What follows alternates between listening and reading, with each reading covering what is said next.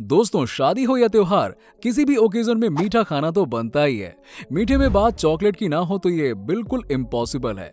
हमेशा से ही आपने चॉकलेट के नुकसानों के बारे में तो सुना होगा। जैसे मम्मी घर में कहती हैं कि ज्यादा चॉकलेट मत खाना, नहीं तो दांत खराब हो जाएंगे, कीड़े लग जाएंगे। ये सब तो हुई घर की बात। दोस्तों, डार्क चॉकलेट में खास तौर पर कुछ ऐसे केमिकल्स होते हैं जो इंसान के दिमाग को खुश कर देते हैं। इन चॉकलेट्स में स्पेसिफिक मात्रा में सेरोटोनिन, न्यूरोट्रांसमीटर और ट्रिप्टोफैन होते हैं जो आपको खुश करते हैं और चॉकलेट खाने के बाद आपके दिमाग को खुश करते हैं। इसीलिए इसे खाने से आपका मूड हैप्पी रहता है और आपका दिमाग भी तेज चलने लगता है। लेकिन दोस्तों, अगर आपको सुनने को मिले कि कैडबरी चॉकलेट्स में कीड़े होते हैं तो आप क्या कहेंगे?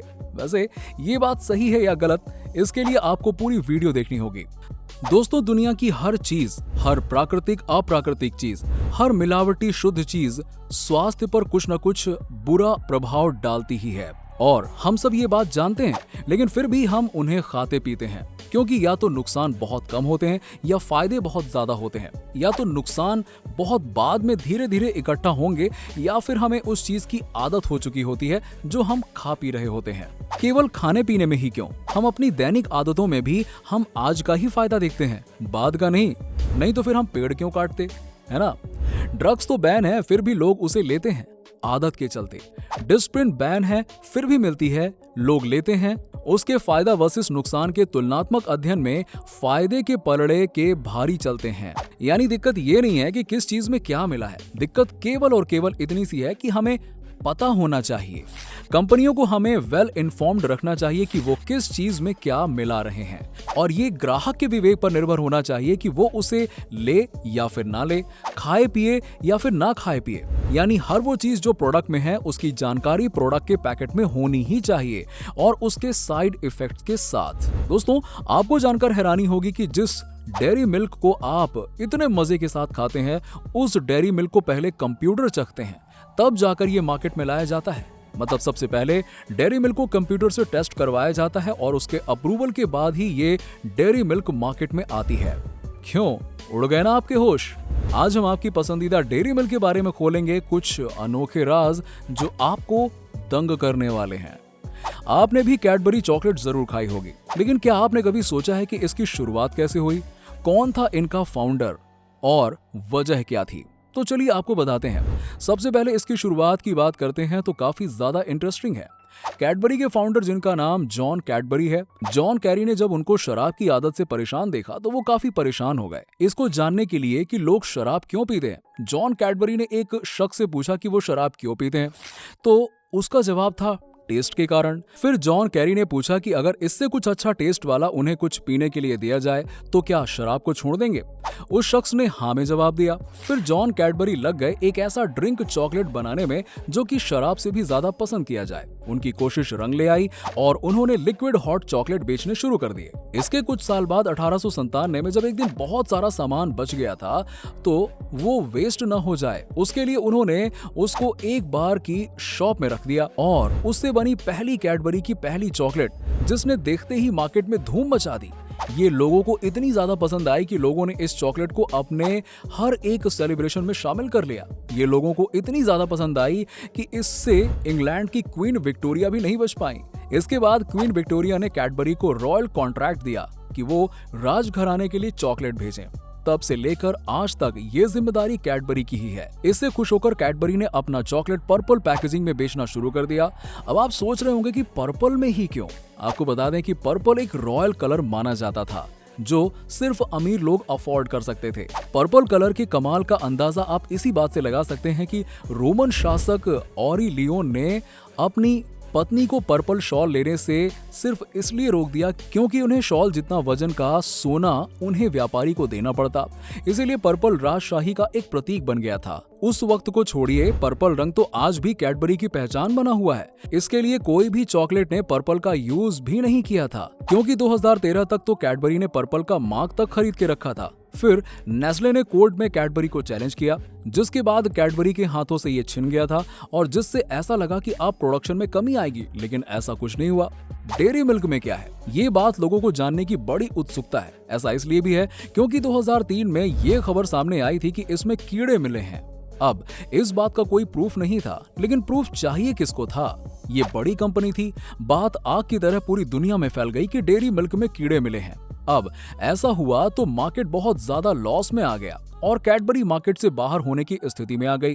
अब बड़ी कंपनी ऐसे तो बैठेगी नहीं, तभी कैडबरी ने सबसे बड़ा हथियार चलाया और अमिताभ बच्चन जैसे दिग्गज कलाकार को अपने एड में ले आए। इसमें से एक एड में तो अमिताभ बच्चन ने मैन्युफैक्चरिंग के तरीके के बारे में बात की और जितनी भी अफवाहें थी उन सबको खारिज कर दिया। ऐसा करने से अमिताभ बच्चन की एड काम कर गई और फिर से लोगों ने अपना विश्वास कैडबरी पर जमकर दिखा दिया। ऐसा होने के बाद तब से लेकर अब तक कैडबरी ने अपने मैन्युफैक्चरिंग में भी बहुत सारे बदलाव किए, जैसे कि इंसानों के अलावा चॉकलेट को कंप्यूटर से भी टेस्ट करके देखते हैं।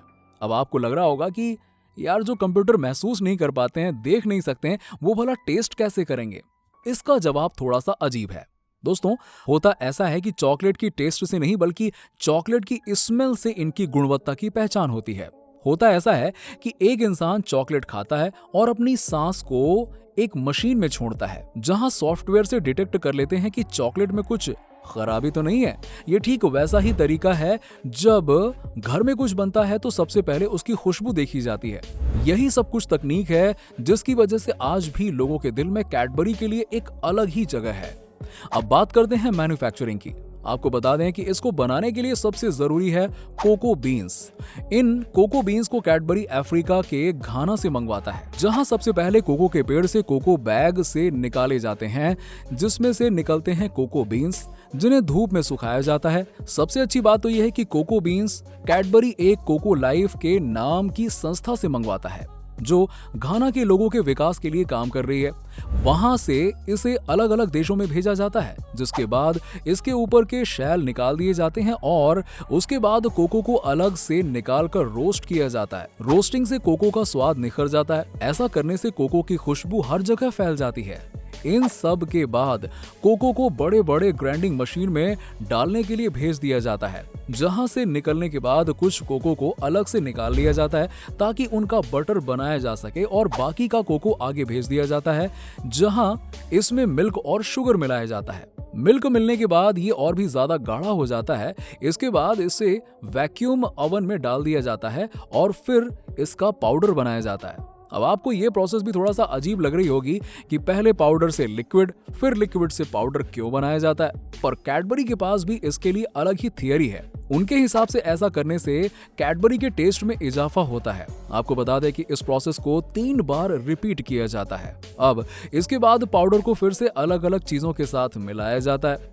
इसके बाद इसे सांचे में डालकर फ्रीजर की ओर भेज दिया जाता है। फ्रीजर में जाने से पहले इसे हल्का सा हिलाया भी जाता है ताकि सांचों में बिल्कुल बराबर तरीके से फिट हो जाए और साथ ही कोई बबल ना आए। अब फ्रीज्ड होने के बाद आपकी पसंदीदा चॉकलेट बनकर तैयार हो जाती है।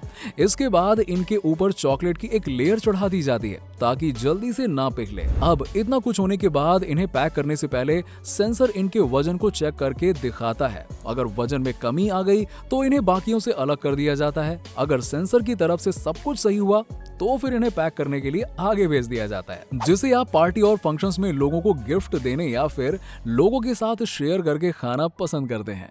कैडबरी सेलिब्रेशन तो हर पार्टी की जान बन चुका है और साथ में फेस्टिवल्स में भी मिठाइयों की जगह कैडबरी सेलिब्रेशंस के पैक ले चुके हैं। उम्मीद करता हूं कि आपको हमारी वीडियो पसंद आई होगी। दोस्तों, आज के वीडियो में बस इतना ही। अगर आपको हमारी वीडियो पसंद आई हो तो वीडियो को लाइक करें, शेयर करें और हमारे चैनल को सब्सक्राइब कर लें। Meet you in another video. Till that, good bye.